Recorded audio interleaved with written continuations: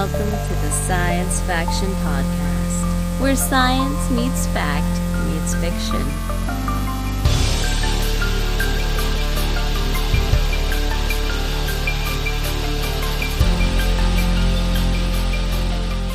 This is Science Faction for the week of January 19th, 2025. I'm one of your hosts, Steven Dominguez, and with me today, two individuals. I got nothing, guys. I'm kind of under the weather. Oh man, I'm sorry, Steven. But I'm Benjamin Daniel Lawless. I've been under the weather a bit too lately. Devon Craft. I don't think I've been under the weather lately. Oh, you should get that checked. Yeah, there's a good chance you're being lied to. I think Martina and I both have like a little cold. Ben, did you give me a cold? Is this your fault? Maybe. You shouldn't come over to my house and give me gift cards. I shouldn't. or pet beds. No, none of those things that's should what happen. happens. No. No, I'm sorry, man. I don't know what to tell you. How long have you had? Just today. Recently? Like last night, Martina, like over the evening, she was like, I don't feel right. And I was like, what does that mean? Because you never. And she's like, I don't know. And she like took a shower and was like, yeah, I'm feeling like maybe I'm coming down with something. And I was like, all right, so you're fighting a cold or something. And then this morning she's like, oh, I'm doing a lot better. And then this morning I'm like, ugh. Like now I'm fighting it. So, but if it Nice. only lasted for like a night for her, then it's either A, going to take me down for a week, or B, I'll be better by this afternoon. So let's roll the dice on this one and see what happens.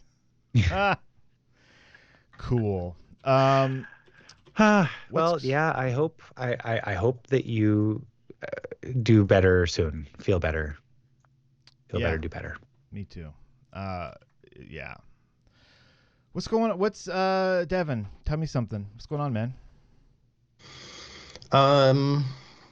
We saw Sonic 3 yesterday. Oh, wow. Is it faster than 1 and 2? It's pretty intense. It's definitely got all the sequel stuff where everything is like turned to 11. 11? Have you guys seen the other Sonic movies? Yeah, I've seen the first two, yeah. No. And I started watching the Knuckles TV show recently. I haven't watched that. I mean, the first two are, they're not bad. I guess it probably because they're better than you'd expect, which makes them seem good, but they're enjoyable. The second one was absolutely terrible until you realize like that they're going at 11. Like once you are like, hey, I'm in. Well, the second one had some, like it was weird, man. The second one had a really weird subplot with a wedding and like the FBI. Yeah. Which for that one, I was like, wait, what is going on here? Why is this in a movie about a cartoon hedgehog? But it pays off is what I'm getting at, is that like you start off and you're like, what the heck are they even doing? And then when that subplot like reaches its climax, it's like, I've never watched a movie that did this. But all that being said, as long as you go in kind of with the same mentality with this one, it's it's watchable. It's crazy. The kids like what's his name? Jim Carrey is even crazier than ever. Like he plays two different characters in it, and it's just allows him to be even crazier than normal, and that's pretty crazy. But okay. But it's got the whole like world-ending stakes, whereas I feel like the first one didn't have that. It was just about like Sonic, I think, trying to go home or get his ring. The second one, I don't really remember what was at stake, but I don't think it was like the entire world was at stake. They had found, well, I guess, there was something about his quills and opening up portals back to their home planet or something. Yeah. So this one has like a huge doomsday weapon and the entire Earth is being threatened. So okay. This one, they really up that. And the That's action is like just even more over the top motorcycle chases and flying through space and shooting around all different places in the world and the moon and everything. It's something. It's something. Yeah. But it's enjoyable. Like for what it is, it's watchable. As long as like I said, as long as you go in knowing what you're going to be watching, I think you can enjoy it. Yeah, the Knuckles TV show is an action-packed TV show. It's a training montage trying to help a human learn how to be the best bowler he can be. I kid you not. What? That's yeah. Is it because you have to put your knuckles in a bowling ball?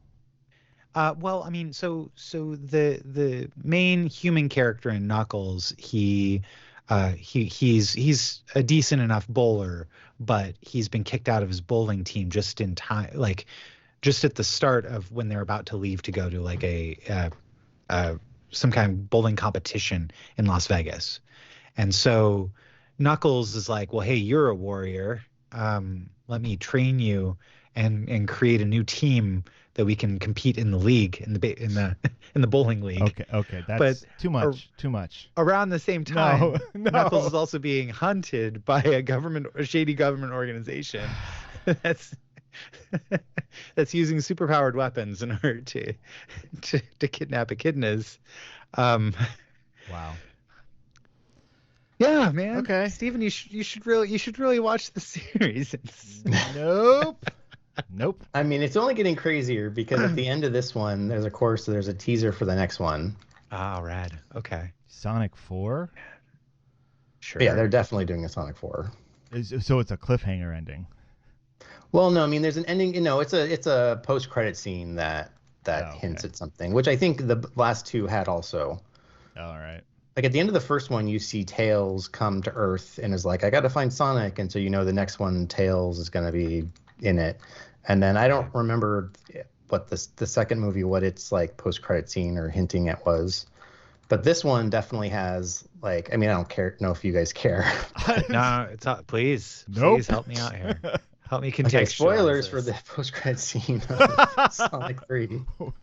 What is Sonic? I think Sonic's like he's running or whatever, doing a race, and he ends running up or whatever.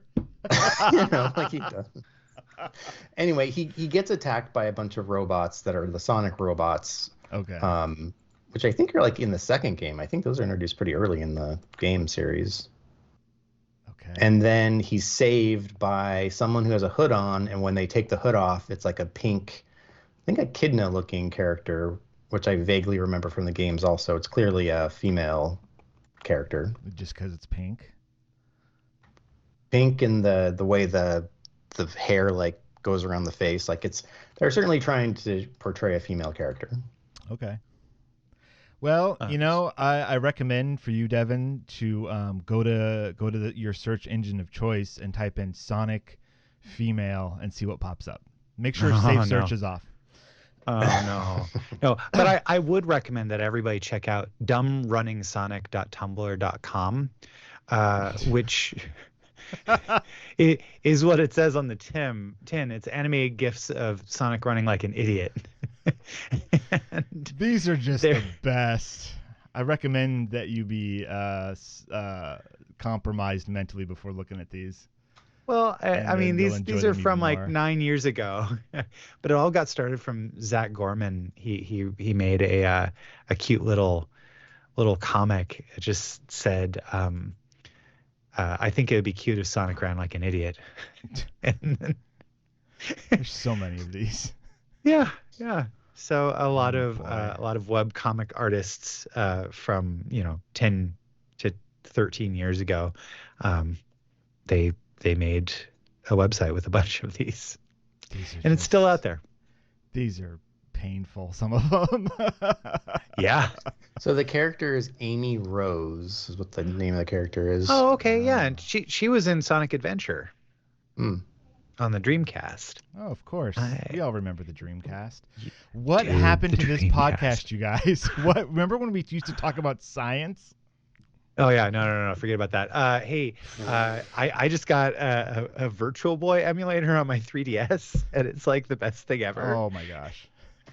Okay. Tell me about it. Well, like, well, okay. The Nintendo has come out with a few different 3D consoles. Most recently, the 3DS. But they also came out with the Virtual Boy. Now, the Virtual Boy is fascinating because recently, and I was thinking a lot about the exclusives on the PlayStation 5, and there are less exclusives on the PlayStation 5 than there were exclusives on the Virtual Boy. The current state of gaming is pretty amazing. But if you wanted to relive, like, I don't know, I just remember going to Blockbuster Video back in the 90s and seeing a Virtual Boy demo station and just being like, wow, they can do virtual reality at that size and, you know, like 3D graphics, like truly 3D. I was really fascinated by 3D stuff. See almost every discussion I have about autostereograms or Magic Eye. Of course. But yeah, anyhow, the 3DS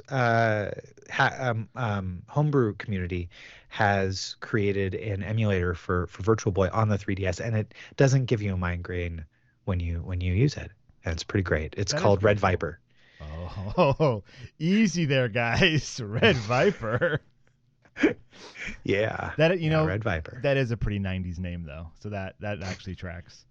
In Santa Maria, our local Toys R Us had a Virtual Boy like demo station, and I got to stick my face on it. Oh man, for about 30 seconds before it was like, come on, let's keep going. And it was an amazing 30 seconds. It was pretty cool.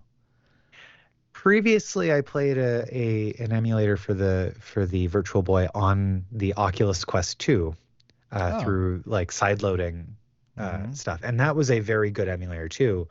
But like to be able to take these games and make them glasses free is kind of like there's a little bit of magic there. I mean, they're both great ways to experience the library. The way the 3DS works is pretty cool. That is a cool little piece of tech. Yeah. Yeah. And I've been hearing a lot from like CES coverage this year that a lot of hardware manufacturers are leaning into making like computers that are 3D without glasses, and TVs with, you know, and kind of like working that out. Oh man, remember when they were selling TVs with glasses, 3D glasses? Yeah. Yeah. Oh, well, what happened to those? A lot of people did not like them. I guess. Fair enough. And they were very expensive. I mean, they were. You had to buy the specific like Blu-ray that had the 3D movie on it, right? Oh yeah, yeah. And that was the only 3D Blu-ray I have is Star Trek Into Darkness, and so I've watched that once on my PlayStation VR. How was that? And it was epic. Okay. It was wonderful. Yeah. Like yeah. But also, do I want to be watching a movie alone with a headset on my head and not know where my popcorn is? Except by touch? Hold on. Hold on. Do I want to? Yes. Yeah. Do you want is to? The answer. The answer is yes. Do you want to? I'll leave that up to you. Okay. All right. We're off track here. Devon, you also watched another movie. Well, actually, before that, I remembered something. Okay. We watched this show on Amazon called Jury Duty. Okay. Which actually also has James Marsden in it. And it's I don't know if you guys have heard of it. It's kind of a reality. That first episode. You did? Yeah, I've actually watched this. Wow. It's pretty funny. I would recommend watching the whole thing. It's a jury, but it's all actors except for one guy who doesn't know it's all fake. And then just crazy stuff happens during the course of the trial and being with the jury. And this guy is just like, wow, this is really weird. Like, is this really how this goes? Like, and then at the end, of course, they tell him, no, this is all fake. This is all just set up for you to like a kind of like a prank, but it's pretty funny. And James Marsden plays himself. So he's like, you know, this is taking place in LA, and he's like, oh yeah, I got called for jury duty. And the main guy, it's funny because the guy who's in the who doesn't know it's fake is like, oh man, I thought I recognized you. Like, I remember you were Cyclops. And he's like, oh, I've done other stuff since then. He's like, oh yeah, I haven't really seen you in much else. That's He's amazing. like, well, I was in Sonic. He's like, I heard Sonic wasn't that good. Like, That's awesome. he's like genuine because he doesn't know it's fake. He's like, Yeah. oh yeah. And he's but it's also funny because of all the crazy stuff that happens. This guy is like the most laid back, like nicest guy. It's just funny to see, someone react. It's really funny. I recommend it. But Okay. I just reminded of that because it has James Marsden in it. Yeah. Yeah. Right on. But yeah, The Wild Robot, that was good too. Oh yeah, The Wild Robot. Love that film. Yeah. Yeah, so like this was, you saw it at home, I'm thinking. Yeah. Yeah, we rented it on Amazon. I think it's actually going to be available to stream on Peacock soon. But Right on. we just figured I wanted to see it, and we were looking for a movie to watch with the kids, so we watched it. Yeah, it's good.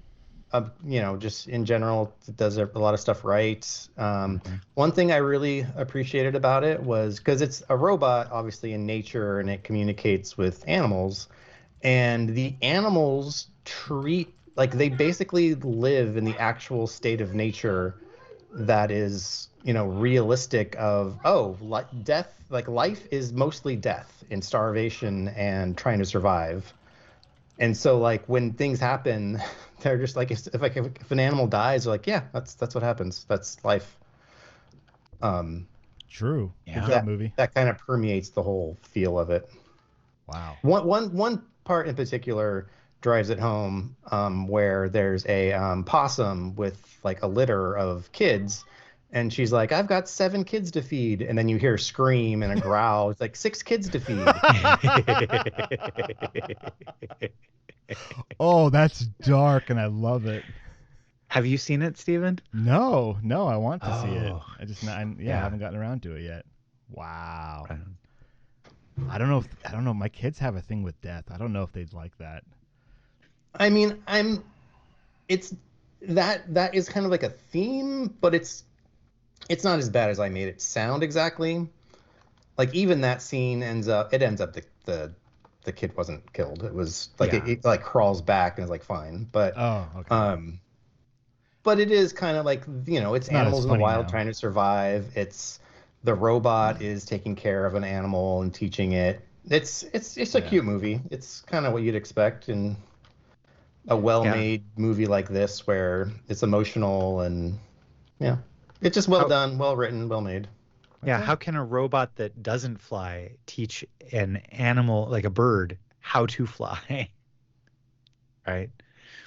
As a surrogate parent. Or even raise it and as a robot, and so the bird grows up to think it's act like a robot. Yeah. That's like how Devon was raised. But yeah. Okay. Oh, man. So you recommend it. How many robots out of robots do you give it? The Singularity? There you go. You give it the Singularity. Awesome. Give it the old Singularity. Yeah. Ben, what's Grip? Dude, Grip. So I'm a big fan of racing games. You guys probably know this about me. Yeah. After having talked to me for at least 5 minutes. Everyone who's listening knows. Yes. Yeah.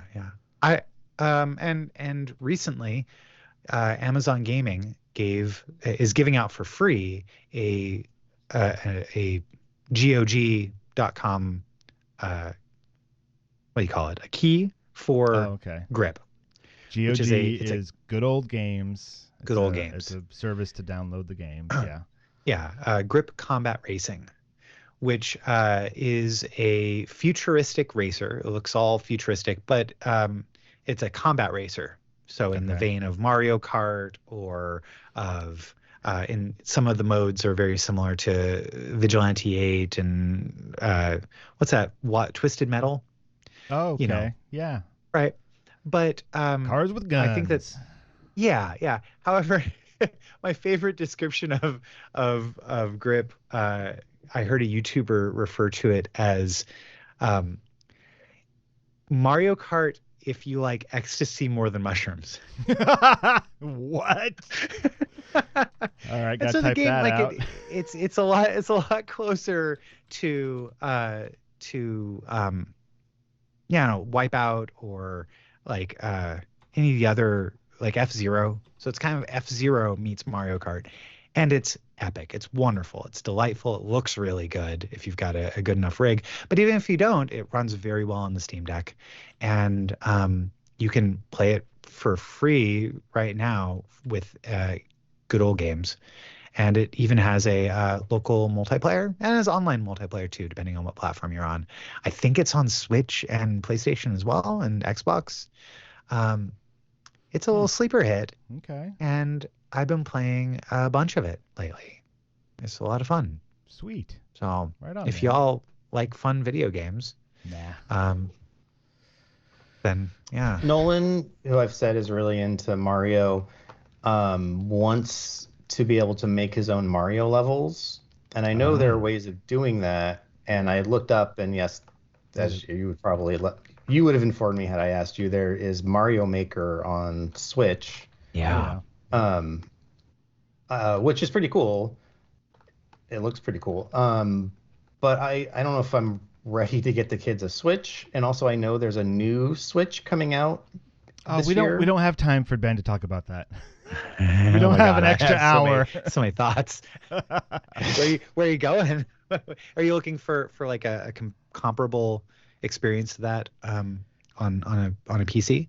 No. Devon, wait for Switch 2. It's coming soon. That's all you need to know. That's pretty much what I was thinking about doing. Yeah. Switch 2 will run your I Switch wouldn't games. do it on a PC. Like my PC isn't in a place where I could just hook it up to a TV and the kids could play it. My PC is in my office. Okay. Yeah. That's Gotcha. fine. Well then, yeah, no. If you have any questions about that, Devin, I've got a lot of opinions. Sounds good. I'll ask you later. Another time. If Nolan is still interested in Mario in a couple months, yeah. Which I'm sure he will be, because that's something that's like not as much of a fad because you can play the game and there's so many different games to play. It's like even if you're not like obsessed with it at the time, you're still like, oh, that'd be cool to play that and make levels and stuff. So I think it's something he'll probably still be interested in May when the new Switch comes out. Yeah. Do you have any video game systems currently in the house? Is this your first? Just the Super Nintendo. Oh, classic. It's not the original Super Nintendo. It's one that has all the it's got like 20 games preloaded. He finally went from playing Super Mario World to playing Donkey Kong Country. Finally. That's cool. Yes. Yeah. Oh man, Donkey Kong Country is a banger. Oh my gosh. All right, I'm taking What? control Is back. it not? No, I don't Is know. there anything? I've never No, played it is pretty good. Yeah. It's really good. Can I talk about adult things now? do they even make Donkey Kong games for adults anymore? I bet they don't. All right, we gotta keep moving, guys. Sure. We'll talk more about video games with Ben and Devon on the break. You will. Yeah. I've been reading an interesting book called Filter World by Kyle Chayka. Chayka, I guess. It's how algorithms flattened culture. It's real depressing, you guys. Yeah. No, it's interesting because it's all about algorithms and where they came from, how they've evolved, what they do, and how they are changing life around us and are these company-owned things that are just slowly changing culture, and we don't have a choice. Which is pretty interesting, I think, because we've all interacted with them. If you have, it's funny. The book has a lot of references to TikTok, so, oops. Well, I mean, hey, you know what? The great thing about the world is that America isn't the only country here. Yeah, but as far Right? as I'm concerned, I mean, no. How centrist you are. Yeah, it's interesting because it does talk a lot about like all of the popular things, right? Netflix and TikTok and Spotify and Instagram and Facebook and it talks mostly about where the point I'm at in the book, which is I think I just hit the second chapter, was all just like here's how these different algorithms came about, what their original purpose was, and how they're being changed and altered for specific reasons. The second chapter is starting to talk more about algorithm anxiety, which is the paranoia, fear, and confusion we feel when algorithms judge us either incorrectly or far too accurately. I feel seen. and it also talks about the people who, and this is like right up the alley of some TikTok people, I imagine, of algorithms being changed by their company and that completely altering the way people were interacting with the platform ahead of time. So like if you have a company and you have tailored your posts to get to your clients or potential clients, and they change the algorithm, and suddenly you're not getting to your clients anymore or potential clients. It's like that's the kind of algorithm anxiety as well. You constantly have to be adjusting according to some unseen thing, and it's also interesting because they talk about like perceived. It's almost like what do you call it when you think you're doing something that's going to change something, but it actually has nothing to do with it. Like, before my baseball team plays, I got to eat 3 chili dogs, and then they'll do better. Oh, superstition. Superstitions. Thank you so much. That's the word I was looking for. I knew if I used a baseball analogy, Devon would get it. You're changing something, but you're not changing something. Yeah. What? We got there. Yeah, superstition. That fits actually. Okay. Yeah, it was a perfect definition. But like there are people there are superstitions that arise over algorithmic changes. Like, oh, if I include this or that, then my post will reach more people. But did it really? We don't know. Because a lot of times these algorithms are closely guarded company secrets that change all the time. So it's all about that kind of stuff. And it's Veritasium on YouTube.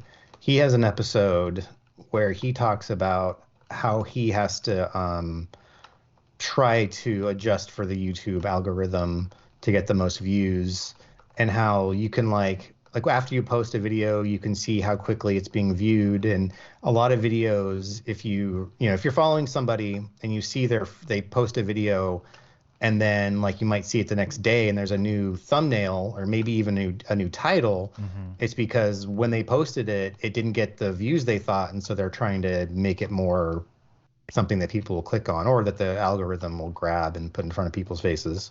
Yeah. So there's a thing in the book talking about posts have 3 to 5 minutes to gain traction, and if they don't, they probably never will. It was that was specific to a platform. I don't remember which one it was, but yeah. So we're living in that world now. Like we don't have a choice. We're there. Everything you're looking at. Like even finding this podcast, like how did you search for it?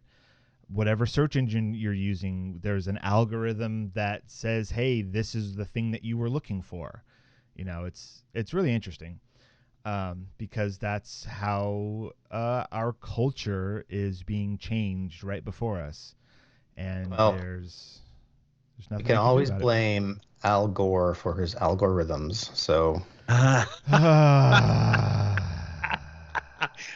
good night, everybody. Good night, everybody. That's from Incredible Kimmy Schmidt. Well, it wasn't phrased that way, but they put together the Al Gore and algorithms. Yeah, that was good. The other thing that I've been doing this week is watching something called Tokyo Override on Netflix. The algorithm suggested that I watch it, and then I started, and it's okay.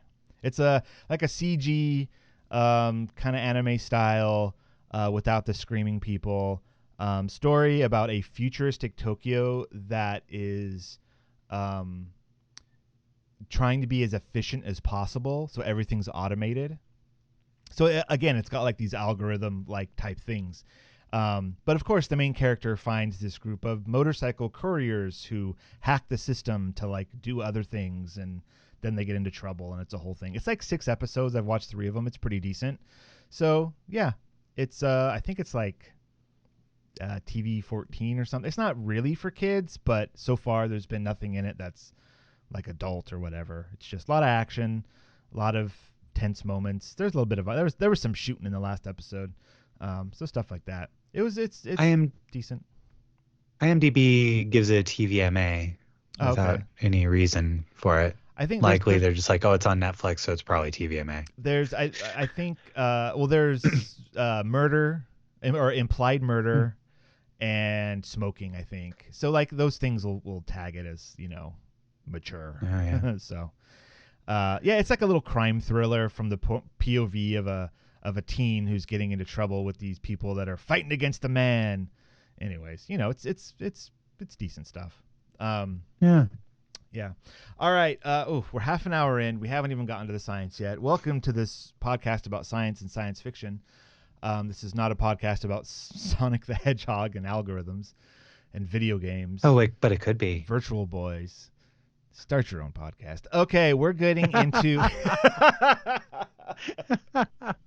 No, I prefer like a parasite to crumble apart the structures from within, Stephen. You have latched onto this podcast a bit like a parasite. Let's talk more about that in our section called Future or Now. Now. What you got for us? All right.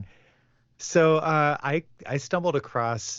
So I'm a Dropout TV subscriber. Dropout TV is it's a streaming platform that's really inexpensive and has entirely original content, and it's all like, if you remember College Humor, that company folded and now they're called Dropout and they have their own platform. Did they drop out of college? Is that what happened? That's the joke. Yes, that's the joke. College Humor ended. I found the so joke. They made Dropout TV. Found the joke. Cool. Yeah. Amazing. Yeah. Lots of amazing stuff on it. I'm a proud subscriber of it. They haven't gotten rid of any of the content I like watching, and they keep on making new stuff.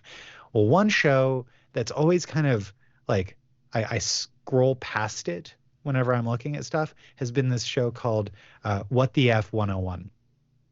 And I finally watched the first episode of it. We all did. I sent y'all a link to it, and it's called the episode was titled "The Gruesome Truth About Parasites." Now WTF 101 is a show that is essentially, imagine if you took the Magic Schoolbus and gave the Rick and Morty writers the chance to do Magic Schoolbus. Yeah. That's pretty accurate. A good description. Yeah. So basically, a teacher that's got all these kids in detention takes all these kids on a magical ride through real world science, technology, history, medicine, and more, but it's mature, adult, and gross subjects that are taboo in a very not safe for work manner.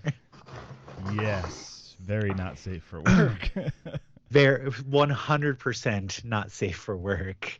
And but like, you're still, everything in all of the science facts that they talk about and all the history facts actually happened. And, hooray! I've watched like 4 or 5 episodes of it now, and I can't stop. Each of the episodes is like 10 minutes long, and they're so good. Very, very funny and gross. I mean, it's cool because they do, like, this is a science show. At least the first one was about parasites and how they work and how they function, but it's surrounded by ridiculousness. and it's humorously gruesome. Right. Yeah. They have a bunch of incredible, like, so big shout out to the episode about abandoned military operations. Oh my gosh. Which, was pretty ridiculous. Or another episode about cute animals and how you'll never look at them the same way again after watching the episode. Great. Yeah. Okay. Yeah, So definitely gonna watch that. yeah, it seemed right up y'all's like interests. So I mean, so you sent the link, and we send links back and forth a lot, and we watch them when we have the time, which is almost never. But when I saw that Devon reacted to the link, I was like, oh no. if Devon watched this and took the time to put, haha, this must be something real. And so that I had to make time to watch it, and I'm glad I did. Yeah, and I think that it highlights kind of the beauty of Dropout as a platform. The idea is that here's a bunch of comedians, and I think that they're just told, make TV shows you want to make, and then they do. Oh. And so this is kind of the brainchild of Trap. What's his first name? I'm trying to figure that out. The guy with the last name of Trap. Okay. Mr. Trap. Yeah. Mr. Trap. The Von Trapp family? Yep. The Von Trapp family. Sure. The Von Trapps, yes. Yeah. Anyhow, it's Mike Trapp. There we go.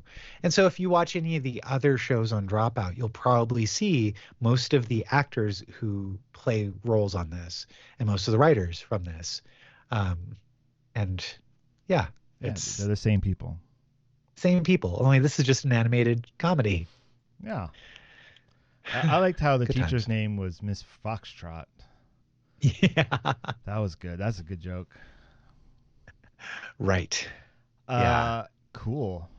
Awesome. We have links to these things in our show notes if you want to check them out for yourself. And you should. But no kids for this one. They will have a very different view on the world if you watch an impressionable mind.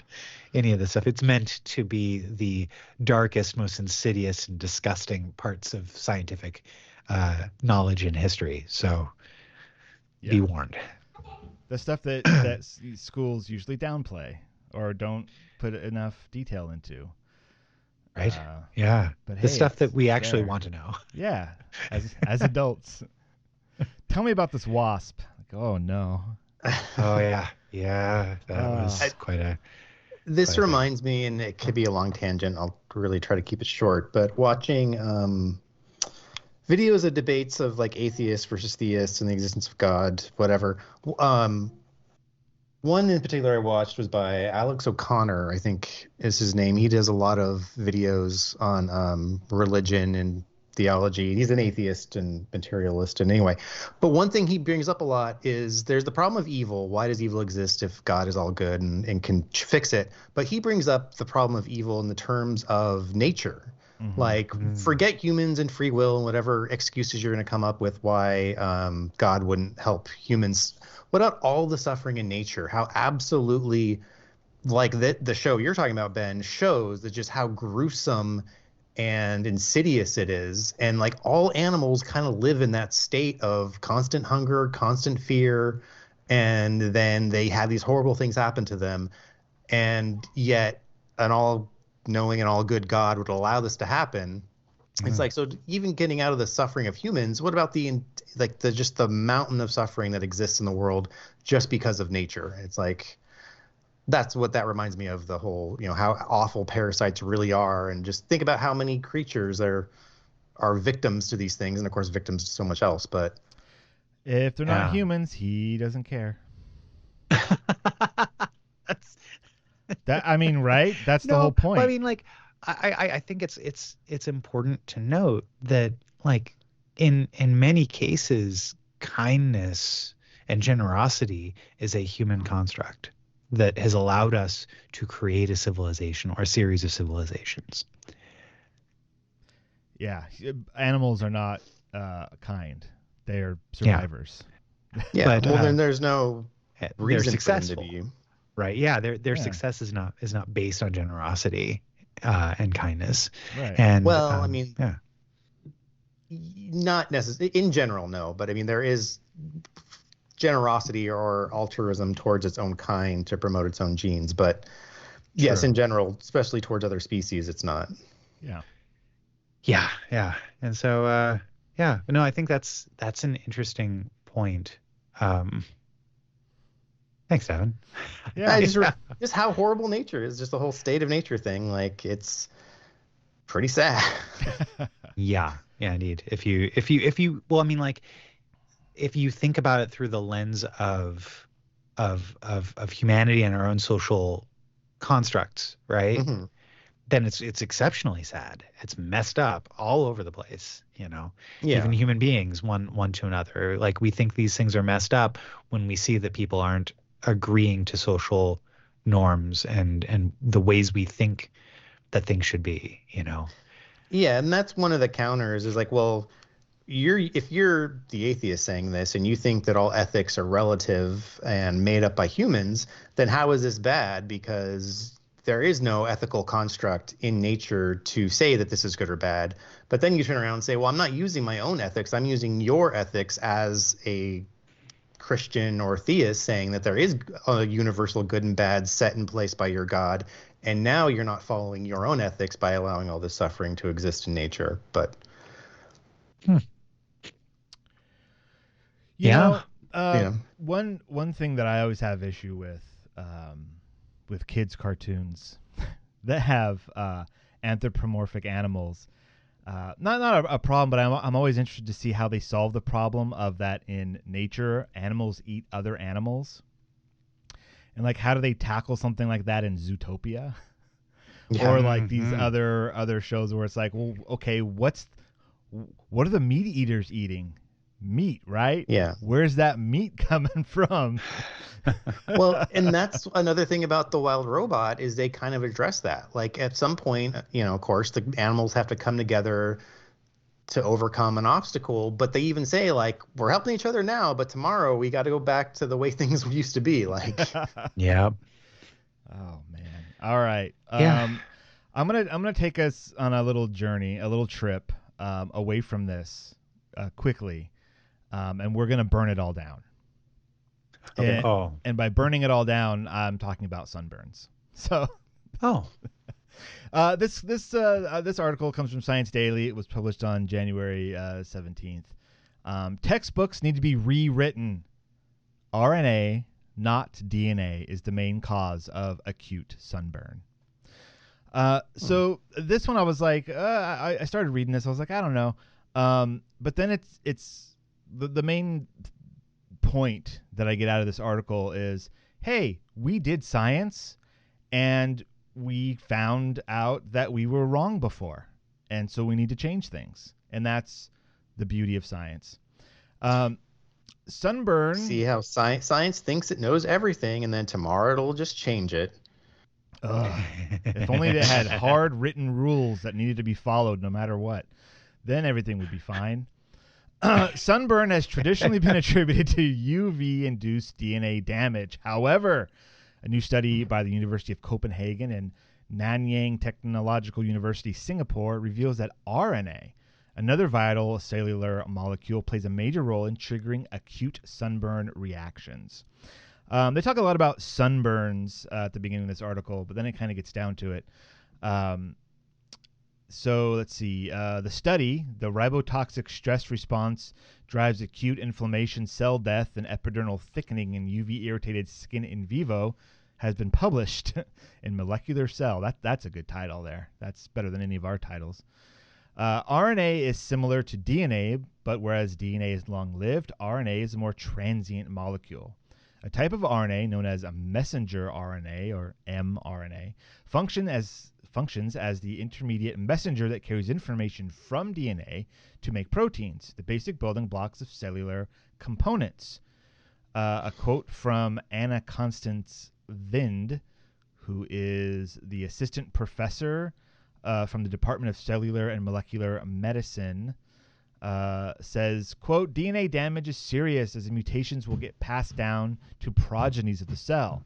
RNA damage happens all the time and does not cause permanent mutations. Therefore, we used to believe that the RNA is less important as long as the DNA is intact. But in fact, damages to the RNA are the first to trigger a response to UV radiation. I thought that was really cool. Let's see. So this new study was conducted on mice as well as human skin cells.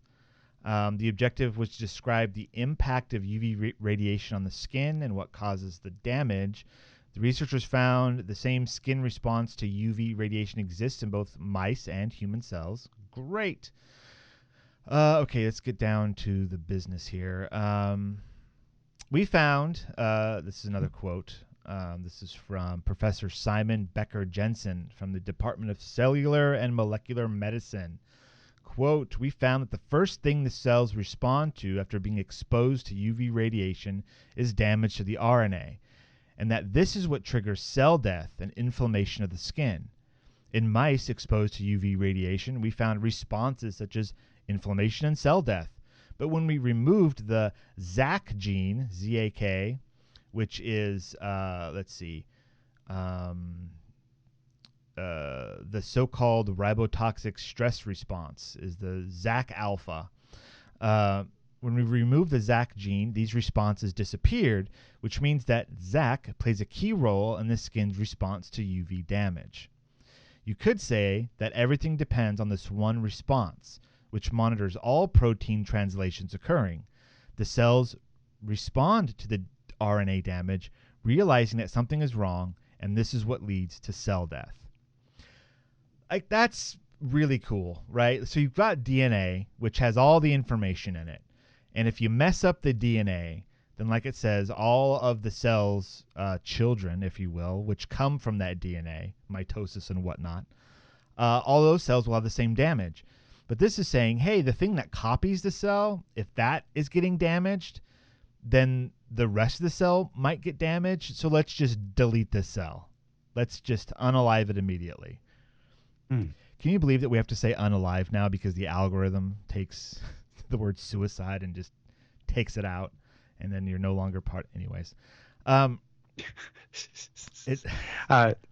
guess if you are very concerned about placement on an algorithm based thing, then yeah. Well, I mean, so that's another like way that our culture is shifting, right? We can't say certain words, so we exchange them for other words that have the exact same meaning. Ridiculous. No, so anyways, Stephen, I think it's very important. We can say those words. There is a consequence for the things that we say. Yes. Right. So it's not, no one's stopping you from saying these things. That's right. They're just choosing not to share these things because of the words you've said. Yes. Very important distinction. One is your freedom is being trampled upon, and the other is you potentially could be a complete jerk, and nobody should hear what you're saying. You know, I want to. Sorry. No, that's hey. Get off my soapbox. Soapbox it, man. Let's hear it. Okay. To wrap up this article. Then we'll let Devon talk. The results of the study changes our understanding of sunburn and the skin's defense mechanisms. That RNA damage triggers a faster and more effective response, protecting the skin from further damage. Link to the article. There's a lot of stuff I kind of skipped over with sunburny type stuff. That's pretty cool. We did, like I said at the beginning, we did science. We found things were different, and so now we need to change our information and our view of the world. Thank you, science. I mean, that's why we looked, right? That's why we observed. That's why we scienced, is to change our understanding and to have a better view. That's right. All right, Devon, tell us about quantum unalive and immortality. I forgot I muted my mic because my kids are making a lot of noise. Oh, were you talking at us? No, not a lot. Just a little bit at the end. I think there's a distinction between what you were both talking about, whereas Stephen, you were talking about having to replace words that have the same meaning, but are otherwise generally neutral words, Yeah. but might be triggering. Okay. And then Right. Ben, I think you're talking about more like hate speech or more offensive speech that perhaps doesn't have like. No, I think what I was getting at is that the words that you used of have to is not correct. Like, we do not have That's to true. replace the words we use, but Right. there are consequences for not replacing the words that we use. Algorithmic Right. consequences. Algorithmic. And so the just like, That's a good hey, title. so, some people may conflate the two and go, well, because it is harder to share this content, it means that I have to do this other thing. It's like, no. No, you don't. You don't have to. Just no one's gonna hear you now. Right. Yeah. Right. Well, and Yeah, that if- can be good or yeah, bad. That depends exactly. on what you're trying to say and who's controlling you from saying it to who. Yeah. Right. Yeah. Like Who- if it's just how is the sharing political happening? correctness, then maybe that's not the worst thing in the world. But if you're trying to promote a point of view, and you're being controlled by the algorithm that has decided that your point of view is just not worth sharing, then that might not be fair to you. Depending again on what the opinion is and who's making the decision or how the decision was made. As with a lot of things throughout time and in the current climate that we have, and the idea that we have freedom of speech, right? Like, there is a difference between freedom of speech and right to be shared, Yeah, no, I agree. right? Yeah, and so like that's what I always say, or I always think when we at essentially freedom of speech is the government stifling speech. Like the only actual freedom of speech we have is the First Amendment saying no laws can be passed to stifle the freedom of speech or, hinder the freedom of speech. I forget actually what the word is. But you're right. Everything over that is the public deciding how it wants to convey information and what they want to do with it. If a company like Facebook wants to change how they allow people to speak on their platform, that's generally okay because they're not the government saying it. They're an individual company. It gets more complicated with certain things about public squares, but yeah, generally it's freedom of speech is just the government. It's just a check on the government's power, and that's all. Yeah, I guess the big question I have with Steven is, are you concerned about algorithms not allowing us to share our show? I mean, I guess now that we're on YouTube. Okay. No, I don't care about that. I do this show for us. I don't do this show for if this show was my main source of income, then yes, that would be an issue. What I find silly is when I'm on a social media platform and somebody is trying to relate a news story and has to change their speech simply because if they didn't, nobody would see the news story. That's the part where I roll my eyes, and the person usually talking rolls their eyes as well because they know I've got to say this other word because otherwise no one will see this at all. And I'm just trying to relate some information.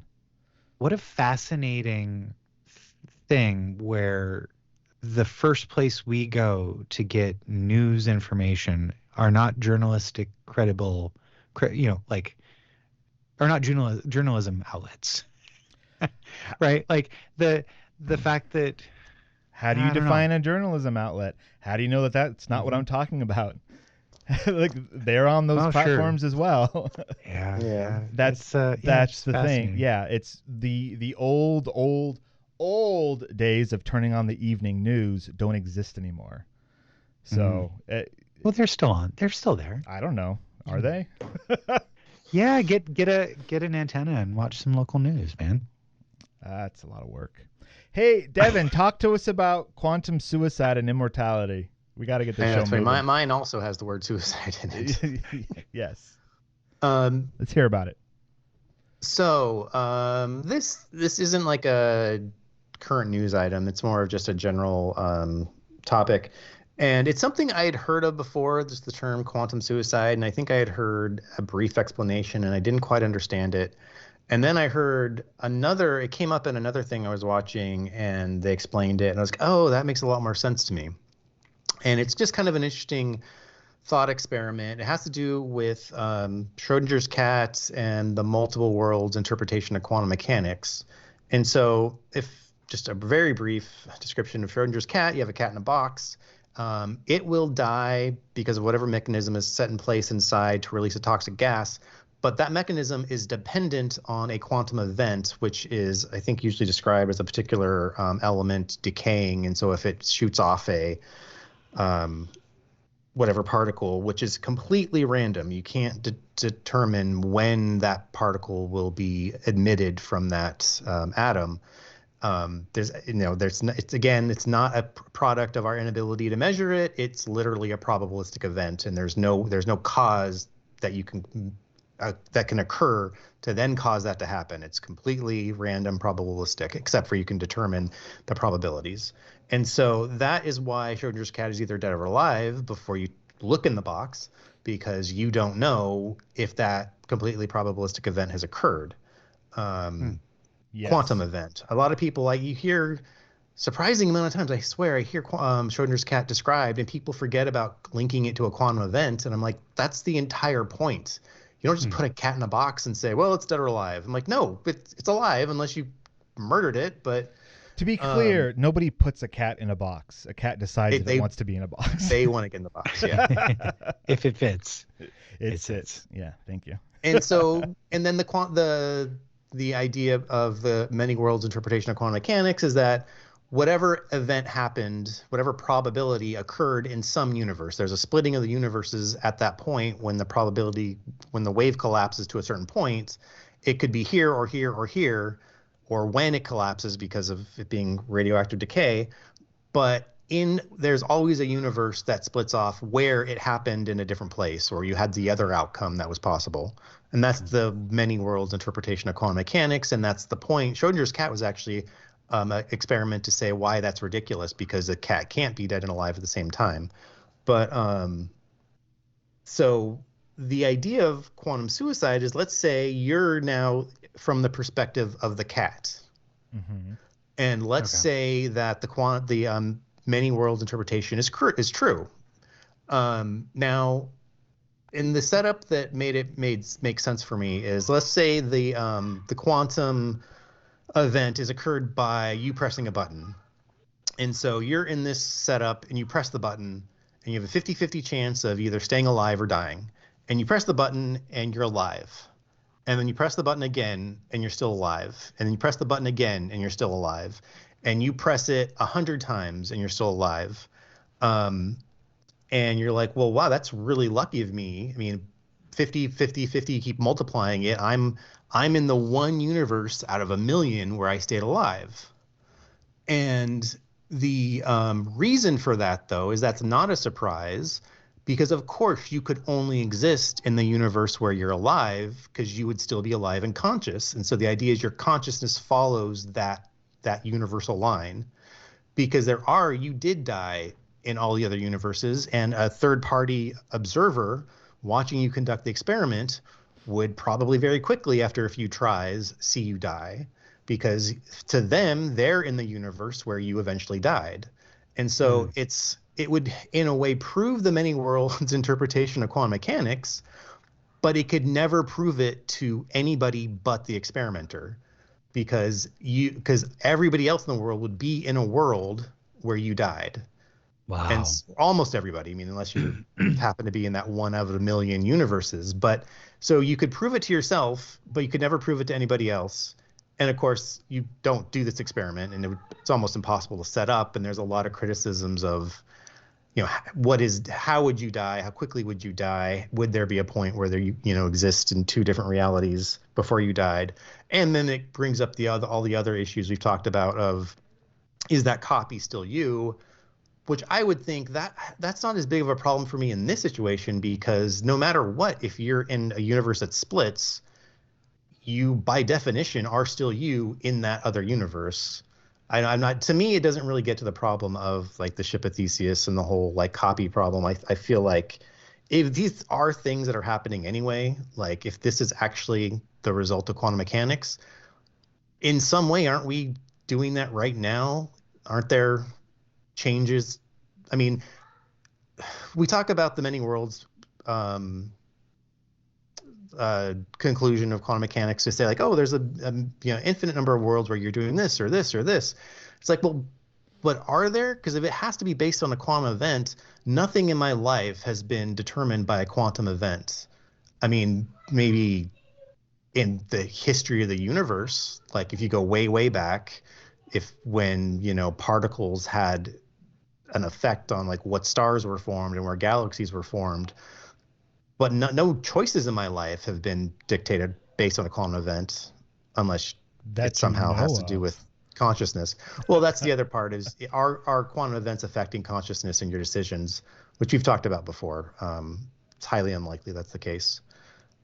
But anyway, I just thought I'd never understood. Well, at least the first or two times I heard this thought experiment, I didn't quite get it until you really put yourself in the position of the cat or the person who's pressing the button and realizing, well, I can't die because no matter what, my consciousness will exist in the universe where I was alive. So from my perspective, I will forever be alive doing this experiment, no matter how many times I press the button, although I've created a bunch of universes where I have died and, my loved ones and colleagues have seen me die or had to deal with it. It also reminds me they kind of deal with this in an episode of Rick and Morty where Rick gives Morty the ability to go back in time for a little bit. The save point type. Yeah, and he's like, oh no, those are still happening. So you've created a bunch of universes where you still die horribly like you did. So that's a good episode. Yeah. I think there's also a neat YouTube video called 1 Minute Time Machine, which I originally saw in Amuleto, which is just this guy that's trying to pick up a girl on a bench, and he's got this 1 minute this box that's labeled time machine. It's got a button on it, and he says something like weird to her, and she's like, ew, why'd you say that? So he's like, all right, let's reset it. So he goes back in time once and starts chatting and keeps on working through all these different pickup lines until he gets one that actually works. And so have you guys seen this? I think I have. Yeah. But like eventually what you realize is that it's a murder machine. Like that there are universes now that have been created where he just presses a button and falls dead next to her after. And there's just hundreds of times now that he's become unalive on his own will by pressing a button, and it's absolutely horrific. Well, when Devon was talking about this thought experiment, pressing the button and you're always going to be fine, really that button should be labeled other people's misery because you press that button and then everyone else is now sad, but you're fine. All right. Yeah. All right. Wow. That's good stuff, guys. Well done. Right we on. are going to take ourselves a little break now. We're an hour in, and now we're taking a break. Because when we come back, we have book club. So I hope everyone read We Can Remember It For You Wholesale by Philip K. Dick from 1966. If you didn't, you're dead to me. So we'll be right back. This is Devon from the Science Faction Podcast, and with me is... Steven. And Ben. Wow, all three hosts of the Science Faction Podcast. Fuck, I fucked it up. The Science Faction Podcast. That's right. We're Science After Dark. Pull out your cocks. Let's do some science. And we're back. Heyo. Hey. And a big thank you to our patrons, Renee and Josh. If y'all are interested in hearing more than you can pay us, we have a lot of interesting other things that we've said. Yeah. Patreon.com/Science Faction Podcast. If you like Twilight or The Switch 2, become a patron. Yeah, if you want to know what we think about things that we've barely experienced. Apple juice. All right, we are now doing book club. This week it is We Can Remember It For You Wholesale by Philip K. Dick. Yep. A 1966 short story. But before we get into that, let's talk about next week. It's going to be Fondly Fondly Fahrenheit by Alfred Bester. There it is. who now Alfred Bester did win a 1953 Hugo Award for his novel The Demolished Man, and evidently he's a really great writer. The story has a somewhat disturbing premise that a servile android robot could turn on its human superiors and commit murder. So this one may not be suitable for kids, but Fondly Fahrenheit is what we're going to be covering next week. Not like that's really stopped us from many of the things on our list for book club in the past, and now we can remember it for you wholesale by Philip K. Dick. Sorry, I got the order of operations wrong for you, Ben. My apologies. Does it? Well, like there's a format, Stephen. Yeah. And Yeah. All right. I just want to make sure people know, like, hey, yeah, if you want to tune out right now because you didn't read the story or you don't want us to be spoiled by it, go ahead. No, we'll give you some more information, and then. No, it's the correct way. All right. So next week, Finally Fahrenheit. We've got a link for you from sfsfss.com. Just click the link. Don't worry about it. It's fine. No viruses. Yeah, Philip K. Dick. So raise your hand if you've seen Total Recall. Ooh, wow. Ooh. Pick me. Look at all those hands. No, I'm not picking anyone. That movie is so much fun. What a great movie. With Arnold Schwarzenegger and others. Yeah. What about that one? Nope. With, that other guy. Nope. We're not talking about that. Yeah, Colin Farrell, and there's no Mars. There's no Mars in that movie. Yeah. That's weird. The whole thing. Not necessarily. I saw the Colin Farrell one once. I don't even remember like what memories did he forget and is trying to. I don't remember what the premise is. I know there's an elevator that goes through the center of the earth. That's all I remember. Yeah, you remember the ridiculousness. I think they mainly focused on you were a secret agent, but you forgot, or we made you forget, and like that they leaned heavy into that, which is fine. I mean, what's great about We Can Remember It For You Wholesale is that it's not action oriented, but it alludes to being action oriented. So reading this and then giving it to like a screenwriter that says, hey, take this premise, but all the bits that are like alluding to action stuff, we're actually going to do that and show that in the movie because otherwise it would be boring. And then they went, okay. And then that's the movie they made, which is fine. It doesn't change the ending completely. Oh, yeah. Did they? They did. But did they? They did, yes. So, I mean... Very much so. I mean... Do you remember the movie? What happens in the movie? Yeah, but it's Quado is not in the short story. There's no Quado. There's no mutants on Mars. Like, there's no Mars. There's no Mars in the story. It's all alluded to. You went to Mars, and you did a thing. You assassinated somebody, maybe. But we never go there and like revisit the places, and like it's way scaled back, or the movie's way scaled. Like, hey, let's make this actiony. Let's add all this stuff. We need a backup here. We Can Remember It For You Wholesale is about Douglas Quayle. Quaid. No. Douglas Quaid. No, it's Quayle. I think they changed it is Quayle. for the movie. Yeah, it is Quayle. They changed it for the So Douglas Quayle. It's like because Arnold was probably like, that's a stupid name. Was that your Arnold? So if you watch the most recent video by Red Letter Media, it was another Best of the Worst, and they watch like this weird video that Arnold put out, which I guess he used to do before he was like, when he was famous for being a bodybuilder but not famous as an actor. He would do these videos where he like, in this one he went to Rio and just hung out and like talked to women and danced and drank and in that, so they watch that in this episode of Best of the Worst, but they also have a guest on who does a perfect Arnold impersonation. That's fun. He actually, I guess he says he used to do it on the Howard Stern show and fool people with it. But so it's through this whole episode while they're watching Arnold act crazy because he's kind of a jerk, and not a jerk, but like a womanizer. Clearly, he's very handsy. But oh jeez, okay. And then this guy like doing the Arnold voice, like adding narrative, and it's pretty funny. Like if you don't Like if you're ever gonna watch an episode of Best of the Worst by Red Letter Media, watch that episode. It's really funny. So to me, mentioning Arnold, I just feel like someone has to do an Arnold voice to like add flavor to it. So, but unfortunately, I can't do an Arnold voice, so it's not going to happen. But that's why instantly my brain's like, oh, there's got to be someone doing Arnold. Like, yeah, watch it. I hear what you're saying. So anyway, Arnold Schwarzenegger in Total Recall. So anyways, Quaid, not Quail. Yes. So in the short story, it's Douglas Quayle. He is obsessed with going to Mars. His wife is like, "You idiot," and that's her entire personality.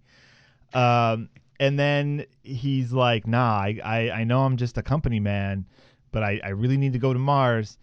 And so he goes to Recall Incorporated, and he's like, "Hey, I don't think this is gonna work." And they're like, "We guarantee this is gonna work." And he's like, "Nah, I don't really believe you." And they're like, "This is so going to work. You're not going to believe how well this works." And he's like, "All right, here's a bunch of money." And they get into his brain. No. Well, why is it going to work? Well, because we're going to erase your memory of ever having talked to us. We're going to implant a bunch of fake props from your visit to Mars and hide them in different places in your life and get them sent to you so that it will align with the memories we're going to be implanting in you. And what is it you want? As a business, I'm like, sign me up. I'd pay money for this.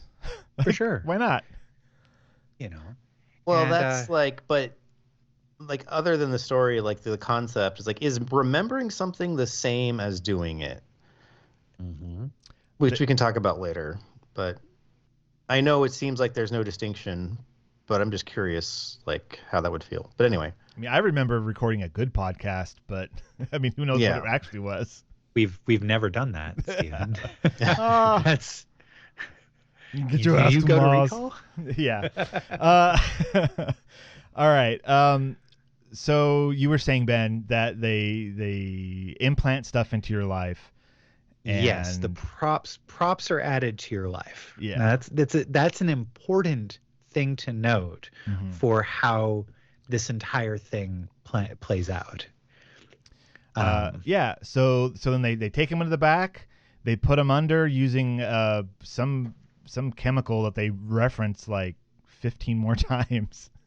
And they're like, "Oh, hey, he has real memories of going to Mars and being a secret agent, and that's what we were going to implant, but they're already in there. So what do we do?" And they're like, "Wipe it the best you can, and we'll give him half his money back. Send him home." Just the worst. Yep. Just the worst. And so then he like wakes up in a cab and he's like, I told him it wasn't going to work. Like, what is this? Half my money back? No, I'm going back and getting a full refund. Yep. And perfectly, so he turns the robot cab around, which keeps calling him sir or ma'am, which was a great touch. And I'm like scrolling through the thing. What happens next?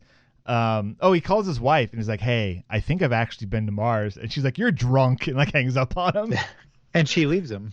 And then later she leaves when he comes home. He's like, "No, really, I've been to Mars." And she's like, I'm divorcing you." Like, what a hateful character that was. Well, at least in the movie they made it make sense because she was part of the conspiracy. Mm-hmm. Yeah. But in this, it sounds like that's just the way she is. I mean, he wonders at some point, like, is her memory been changed as well? Is that why she's so terrible? Yeah. So then he has these two overlapping memories. One where he's gone to Mars and been an assassin, and one that he hasn't.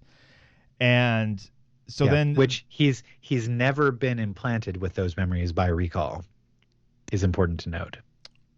Right. It was the government agency, Interplan. Because he's finding things that look very much like the props that were going to be sent to him that never had been sent by Recall. Right. The memories they were going to implant from him were a shallow, like Hollywood version of something that he actually did do. Right. Mm-hmm. And he finds like little like Martian worms in a box, and Narcadrene. That's the thing they keep saying over and over again. Narcadrene. Yeah. Anyways.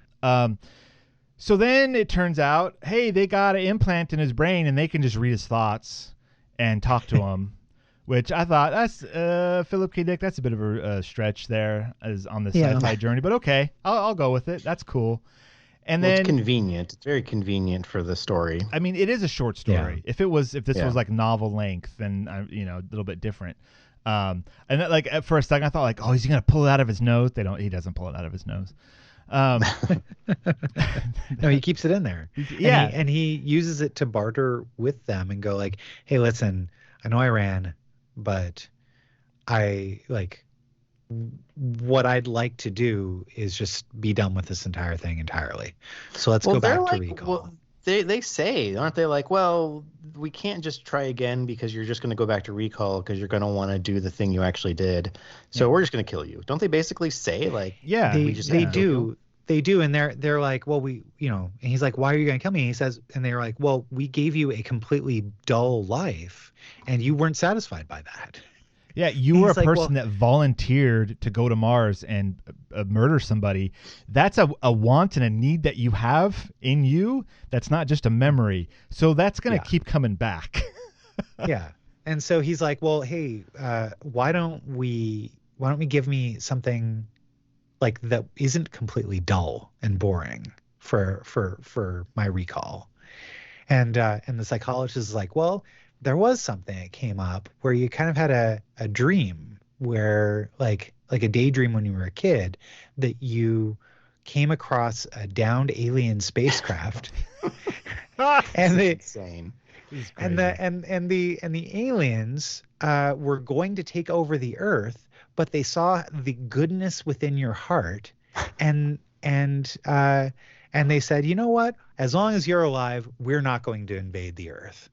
And so, like, that kind of ties into like, hey, you don't need to do anything anymore, and you've got this hero complex now based upon doing absolutely nothing, and you can live out the rest of your days relatively happy and just making healthy decisions in order to keep it going. We'll also give you a letter from the UN Secretary General commending you for your actions and right. Oh, and we'll put a new prop in. It's a magical healing rod that was given to you by the aliens, by these like little mouse-like aliens, and but it doesn't work anymore because you used it all up when you were healing a bunch of stuff later on. All right, so let's put these memories in. Let's go for it. Yeah.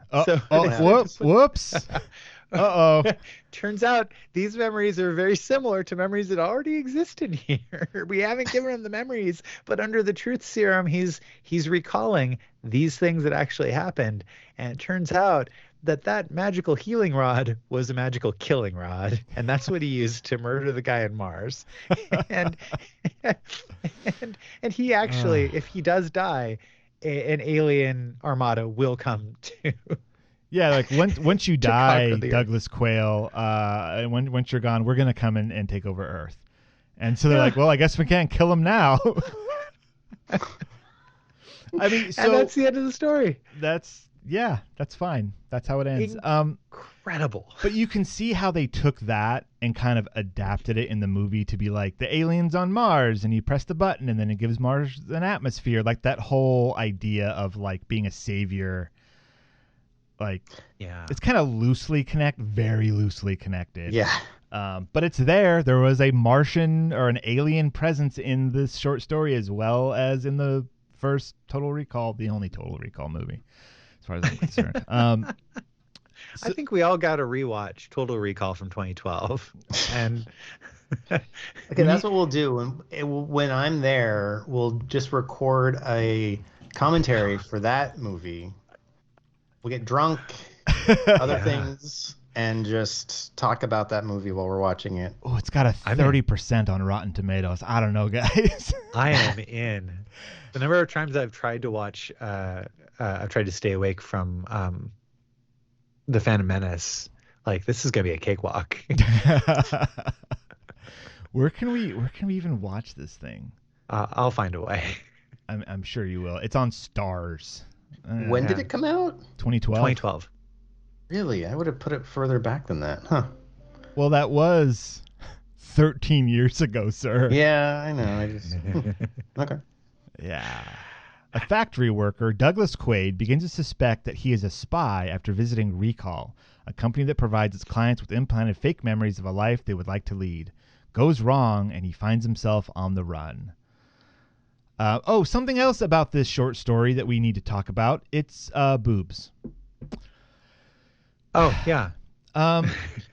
So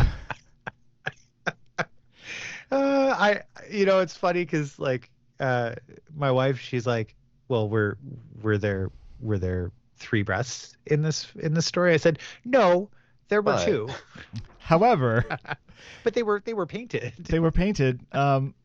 Yeah. So I think it's funny because it's I forgot to press play on the timer. I have no idea how long we're recording now. Cool.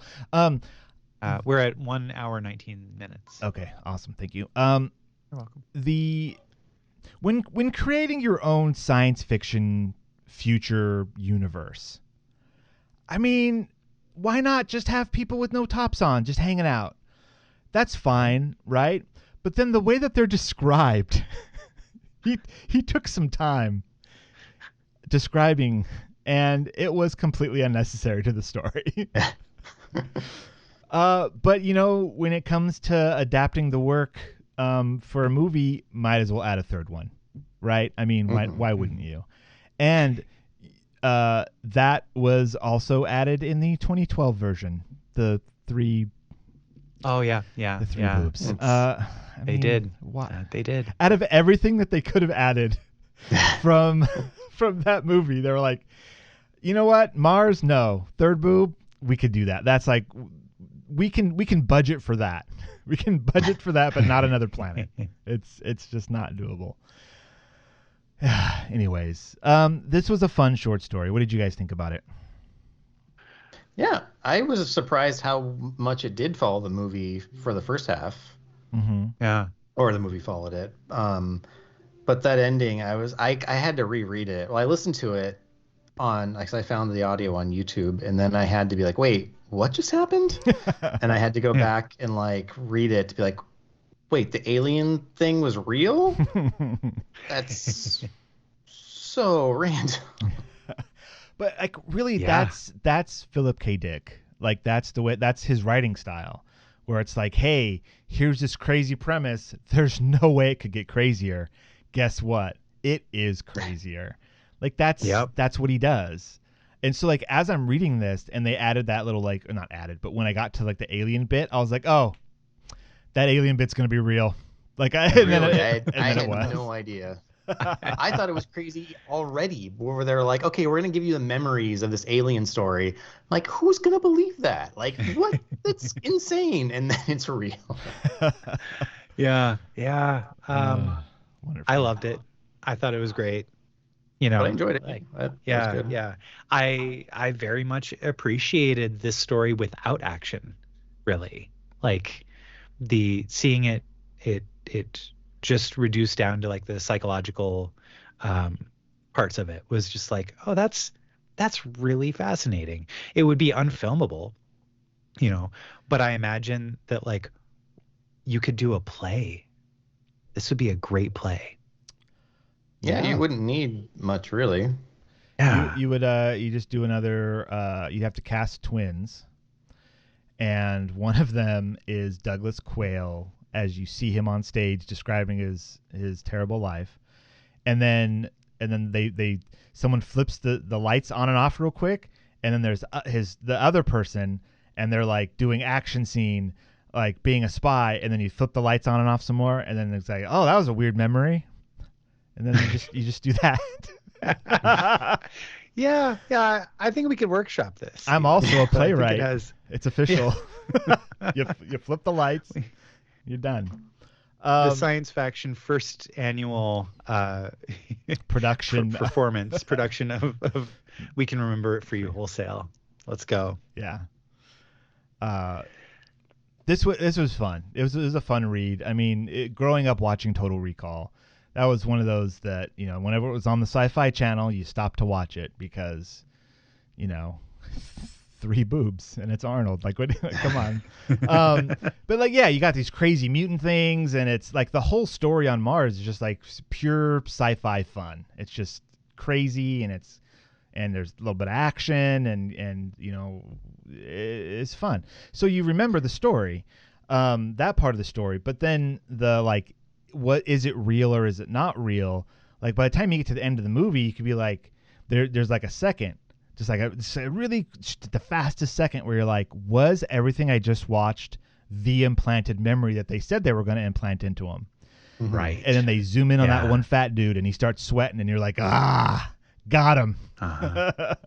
Which in this story, that dude's always sweating.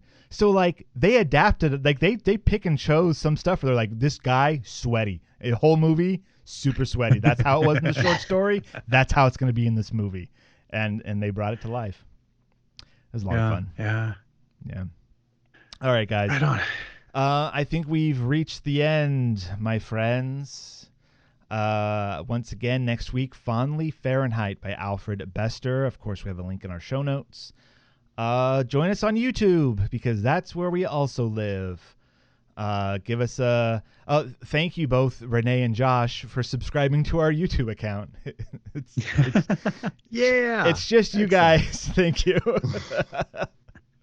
Share with your friends. Yeah, so we're on there as well. If that's how you want to consume us, that's another way to do it. So all hail the algorithm. Yeah, that's going to be it for this week. Devon, do you have any final thoughts? No. What about your kids? Your kids want to yell any at us? Yeah. Ben, any last words? Well, I just wanted to remind everybody that in Star Trek III, The Search for Spock, the Enterprise crew members steal a literal time machine from Christopher Lloyd. That is all.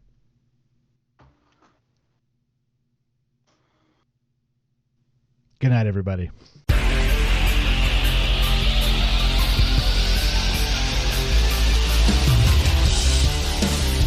This has been the Science Faction Podcast. Tweet to the host at SciFact Podcast.